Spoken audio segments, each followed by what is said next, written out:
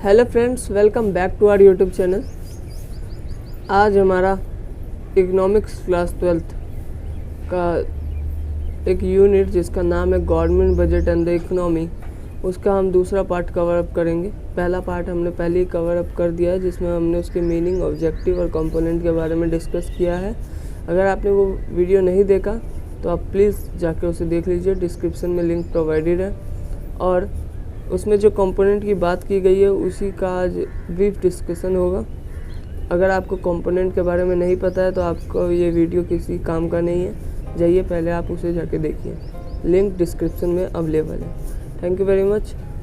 तो इसी के साथ शुरू करते हैं। सो फ्रेंड्स, आज का हमारा टॉपिक है, फर्स्ट टॉपिक है कि measurement of government deficit. First of all हम समझते हैं कि गवर्नमेंट डेफिसिट होता क्या है। डेफिसिट का मतलब सिंपल से नुकसान से है।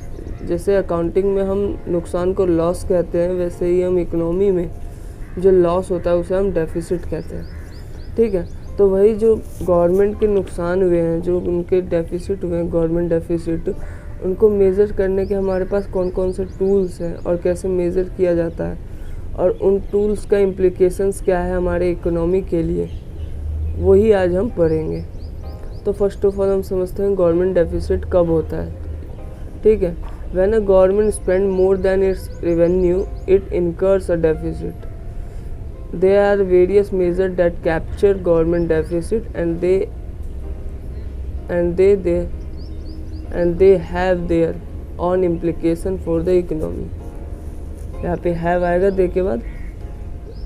इट मीन्स कि गवर्नमेंट जब अपने रेवेन्यू से ज़्यादा एक्सपेंस कर देती है, एक्सपेंडिचर कर देती है, तो गवर्नमेंट एक्सपेंडिचर क्रिएट होता है। जैसे कि आप जब अपने पॉकेट मनी से ज़्यादा एक्सपेंस कर देंगे, खर्च कर देंगे, तो आपको वापस अपने पेरेंट्स से पैसे मांगने पड़ेंगे, तो वो आपका डेफिसिट लॉस है। वैसे जब गवर्नमेंट अपने रेवेन्यू से ज़्यादा एक्सपेंस कर देती है तो उन्हें लोन लेने की ज़रूरत पड़ जाती है, जिससे वो अपने डेफिसिट को कवर अप करे और न्यूट्रल सिचुएशन पे आ जाए। Neutral situation, okay.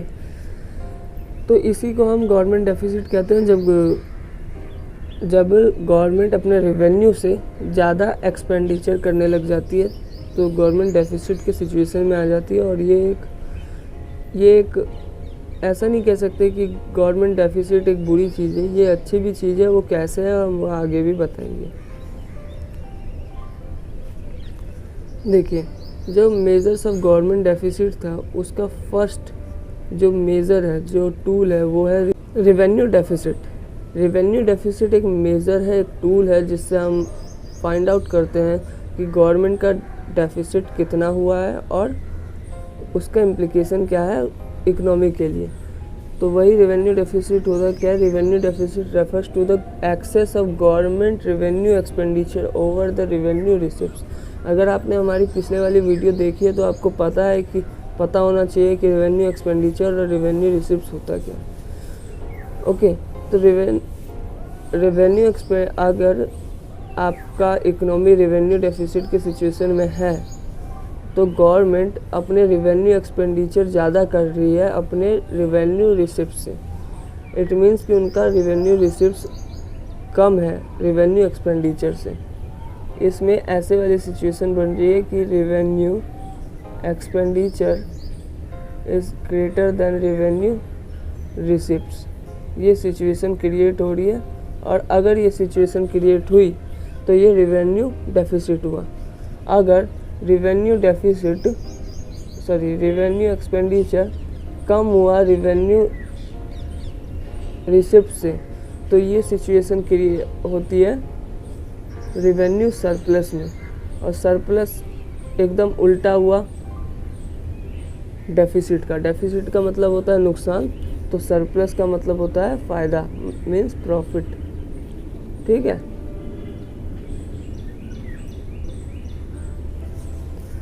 बट अभी हम सिर्फ डेफिसिट के बारे में बात करेंगे क्योंकि हमारा टॉपिक ही वही है और हमारे सिलेबस में भी वही है।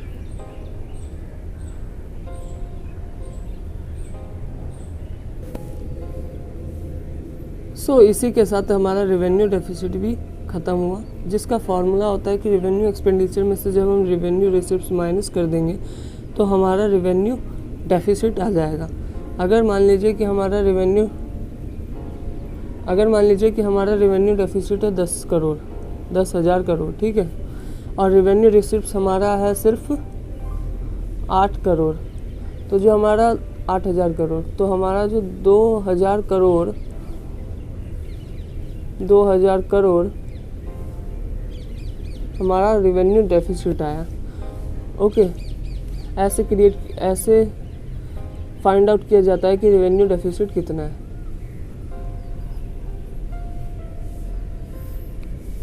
अब इसके इम्प्लीकेशन देख लेते हैं कि इकोनॉमी के लिए इसके इम्प्लीकेशन क्या है, ठीक है। देखिए, a high revenue deficit shows fiscal indiscipline. It means कि जब रेवेन्यू डेफिसिट ज़्यादा हो जाए तो वो फिस्कल इनडिसिप्लिन को शो करता है। अब आप बोलेंगे कि फिस्कल इनडिसिप्लिन क्या है। फिस्कल इनडिसिप्लिन है कि फिस्कल मतलब होता है सीधे सीधे उधार। अब अगर आपका रेवेन्यू डेफिसिट कम है तो आप इसे कवर अप करने के लिए कैपिटल रिसिप्ट्स है उसका पैसा यूटिलाइज़ करेंगे, और अगर आपने उसका पैसा यूटिलाइज़ किया तो आप वैसे भी पूरे इकनॉमी में डेफिसिट आ जाएगा। और अगर आपका पूरा इकनॉमी जो गवर्नमेंट बजट है वो अगर डेफिसिट में गया तो उसे आप कवर अप करने के लिए लोन लेंगे, और वही लोन लेते जाएंगे और एक लूप में फंस जाएंगे, जिससे आपको बार बार अपने इकोनॉमी को चलाने के लिए लोन लेना पड़ेगा हर फाइनेंशियल ईयर में।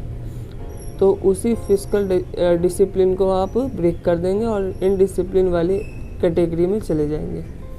यहाँ पे हम और आप मतलब इकोनॉमी से है, ठीक है। It shows the wasteful expenditure of government on administration.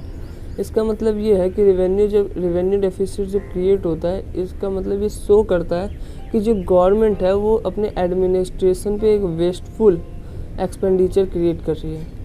It means कि जो एडमिनिस्ट्रेशन, मैंने आपके पिछले वीडियो में एग्जांपल में बताया था, जो एडमिनिस्ट्रेशन एक्सपेंसिव होता है वो रेवेन्यू एक्सपेंडिचर होता है। अगर आप अपने रेवेन्यू एक्सपेंडिचर को बढ़ा देंगे और आपका रेवेन्यू रिसिप्ट्स कम रह जाएगा तो ही रेवेन्यू डेफिसिट क्रिएट होगा। और अगर ये क्रिएट हो रहा है, इसका मतलब आप रेवेन्यू एक्सपेंडिचर ज़्यादा और वेस्टफुल तरीके से खर्च कर रहे हैं। इट मीन्स कि आप एडमिनिस्ट्रेशन में भी ज़्यादा वेस्टफुल तरीके से अपने पैसों को खर्च कर रहे हैं, जिसका कोई सिर पैर नहीं है। Okay, it implies the government is deceiving. ये रेवेन्यू डेफिसिट शो करता है, इम्प्लाइज करता है कि जो गवर्नमेंट है वो अब डिसेविंग करेगी। इसका मतलब ये है कि जो गवर्नमेंट है वो अपने सेक्टर के डिमांड को फुलफिल करने के लिए अदर सेक्टर के फाइनेंस को यूज़ कर रही है। It reduce the assets of the government due to disinvestment. It means जब आपका रेवेन्यू डेफिसिट होगा तो आप अपने रेवेन्यू डेफिसिट को कवर अप करने के लिए अपने एसेट्स को बेचेंगे और डिसइन्वेस्टमेंट क्रिएट करेंगे। मैंने आपको पिछले वीडियो में ये भी बताया था डिसइन्वेस्टमेंट क्या होता है। Disinvestment is the situation when a government sell out their public enterprises shares of more than 50% to the private sectors.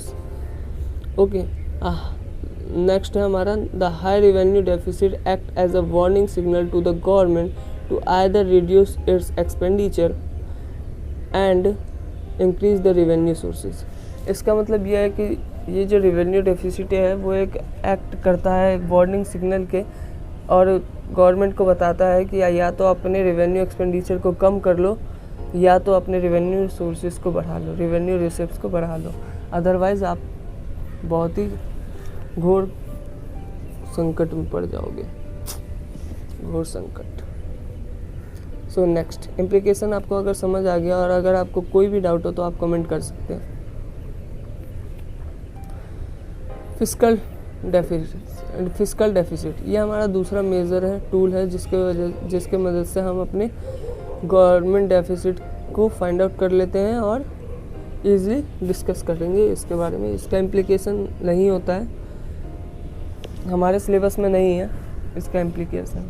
हमारे सिलेबस में सिर्फ रेवेन्यू डेफिसिट का ही इम्प्लीकेशन है। सो फिस्कल डेफिसिट क्या है? Fiscal deficit is the difference between the total income of the government total tax and non-debt capital receipts, and total expenditure.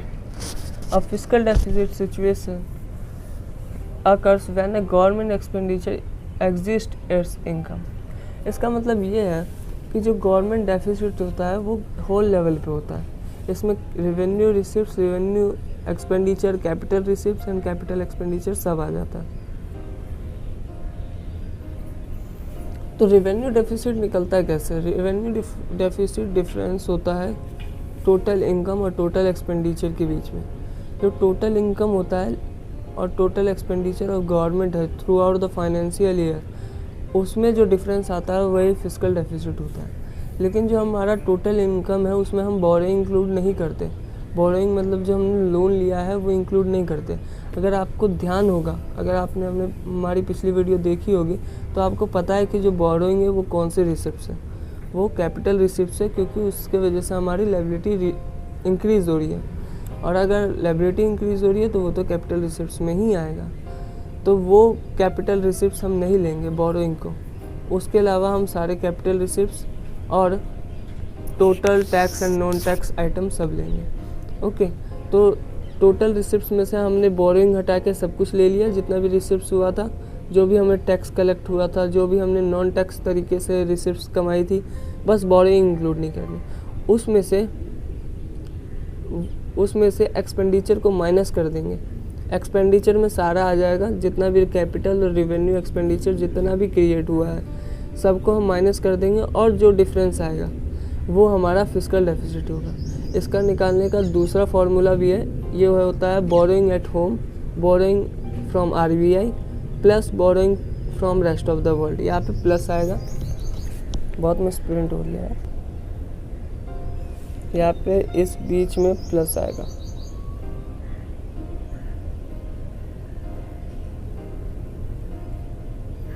ये RBI के बाद प्लस आएगा. ठीक है, इसमें है borrowing at home, borrowing from RBI plus borrowing from rest of the world. It means जो हमारा फिस्कल डेफिसिट होता है वो सीधे सीधे ये शो करता है कि जो गवर्नमेंट है उसको और कितने बोरोइंग की ज़रूरत है जिससे वो अपने डेफिसिट को कवर अप कर ले और न्यूट्रलाइज कर ले. आप खुद ही ऑब्ज़र्व कीजिए कि जो ये एक्सपेंडिचर और इनकम के बीच में जो डिफरेंस आता है वही डेफिसिट होता है. और उसी डेफिसिट को कवर अप करने के लिए ही गवर्नमेंट लोन लेती है. इट मीन्स जो फिस्कल डेफिसिट है वो सीधे बोरोइंग के इक्वल होना चाहिए. जो फिस्कल डेफिसिट होता है वो फिस्कल डेफिसिट बोरोइंग के इक्वल होता है, टोटल बोरोइंग के. तो टोटल बोरोइंग क्या होता है? Total borrowing at home, borrowing from RBI and borrowing from rest of the world. या तो गवर्नमेंट अपने घर से, मतलब अपने कंट्री से बोरोइंग लेगी, पब्लिक से, या तो RBI से लेगी, रिजर्व बैंक ऑफ इंडिया से, या तो rest of the world, India को छोड़ के जितने भी वर्ल्ड के कंट्रीज़ है या तो उनसे लोन लेगी. यही 3 तरीके से लोन ले सकती है वो. तो फिस्कल डेफिसिट बोरोइंग के इक्वल होता है और टोटल एक्सपेंडिचर और टोटल इनकम से माइनस कर देते हैं तो हमारा फिस्कल डेफिसिट आ जाता है. बस इसमें ध्यान रखने की वाली यही चीज़ है कि फिस्कल डेफिसिट में बोरोइंग इंक्लूड नहीं होता है. एक्सेप्ट बोरोइंग सब कुछ इंक्लूड होता है और सब कुछ सब्ट्रैक्ट होता है एक दूसरे से. ओके, अब इसमें है कि अगर if the total expenditure of the government exceeds its total revenue and non-revenue receipts in a financial year, then that gap is called fiscal deficit for the government.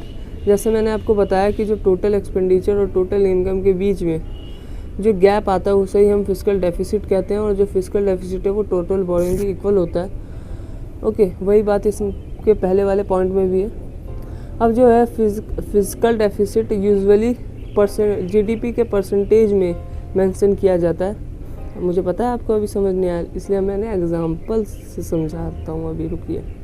If the gap between centre expenditure and total income is 5 lakh crore. आप मान लीजिए कि जो fiscal deficit है वो 5 लाख करोड़ का है और हमारी GDP 20 लाख करोड़ की है.